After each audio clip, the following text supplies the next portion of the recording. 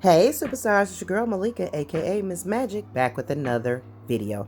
Today I am making my famous loaded steak fries. But first, if you are new here, welcome to my channel. Thank you for coming. Go ahead and hit that subscribe button for me. Give me a big thumbs up to like the video and hit the notification bell so you can be alerted when I do post another video. Alright, we're going to get right on into this, and the best thing about this, you only need 3 ingredients. Potatoes, bacon, and cheese. Yum. Topping of your choice. All right, let's get right on into this video. All right, guys, for about 4 servings, you're going to need about 8 to 9 baked russet. I use russet potatoes for my fries. But the first thing we're going to do with these potatoes are we're going to clean them really well, and we're going to scrub them. They have potato scrubbers, but I use a scouring pad. And you don't want to clean off all of the skin because we want that skin. It makes a difference when you have your steak fries to have a little bit of skin on it. So you're going to scrub all the dirt off of it, get them rinsed nice and clean, and don't scrub off all of the peeling. Now we're going to go ahead and chop up our potatoes, and I usually just sit them up just like this, chop them up as you're looking, and then we'll go ahead and make the fries like this. Go ahead and peel. It's good to have a glass bowl of salted water nearby because this keeps your potatoes nice and white. Your potatoes will not yellow if you go ahead and put it in a bowl of water. Just a little bit of salt, a pinch of salt inside of it. And really you don't even need the salt. It just adds a little flavor to the fries. Alright, so now just put the fries to the side until we are ready to actually fry them. And now we're going to get ready with our bacon. Go ahead and go get you your pack of bacon of choice and start frying up your bacon on medium heat. I think for this I used about 8 slices of bacon.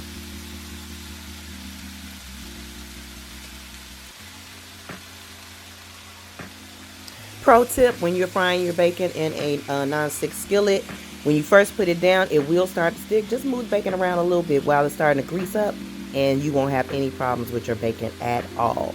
Just slide it around a little bit like I'm doing, and then go ahead and let it cook as normal.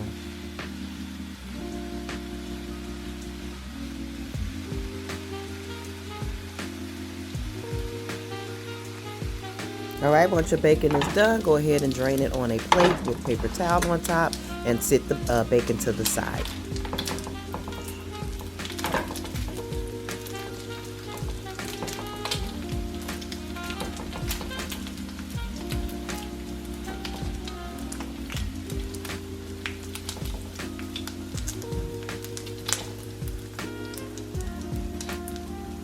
Once your bacon has cooled and crisped a bit, you're going to chop it up into little pieces and set it to the side.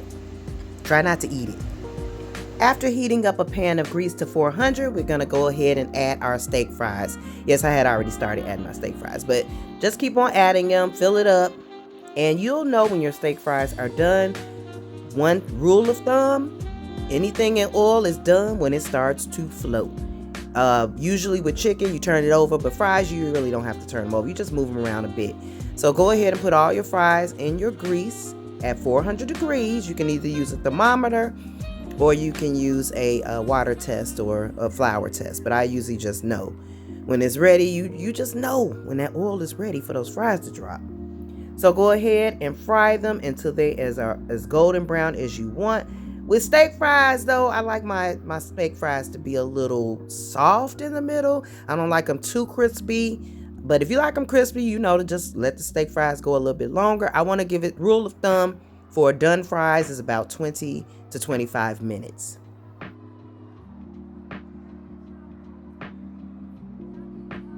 So guys, I didn't tape me getting the fries out of the oil. Don't know why, I'm sorry. But anyway, I already had them on the plate, and I had already put my cheese of choice on the fries. This actually is a Colby cheddar mozzarella blend. You can use any cheese that you want.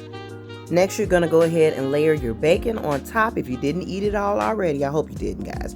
Go ahead and put all that bacon on. Ooh, yeah, put it all on there. Get it all on top. Spread it all over. Yeah, I stole the fries, so what? Who gonna check me, boo? Alright guys, so now we're gonna top it off with some chives. You can put some parsley on top, Italian season or whatever, but chives just make it taste, it just takes it over the top. But after we do that, sprinkle those chives all the way on.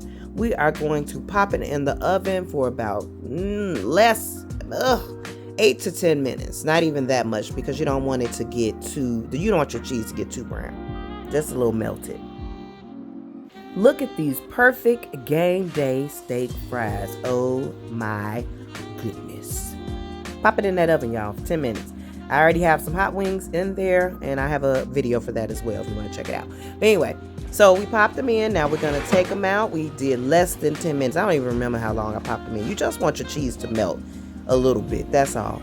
And baby, we ready. We ready for game day. I don't know who's playing. I don't know what game is on, but you are ready for game day. Trust me.